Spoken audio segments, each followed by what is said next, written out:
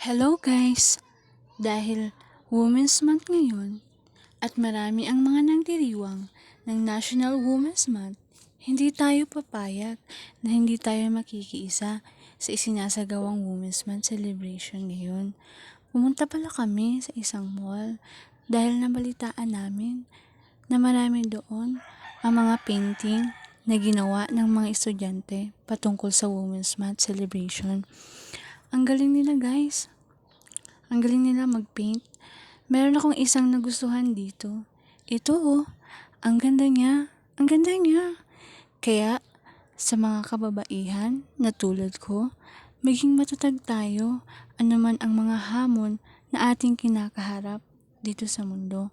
Malalagpasan din natin yan. Marami tayong mga bagay-bagay na kayang gawin. Hindi porket babae tayo, mahina tayo. Bilang isang babae, kailangan natin maging matatag sa hamon ng buhay. Hanggang dito na lang, mga manay.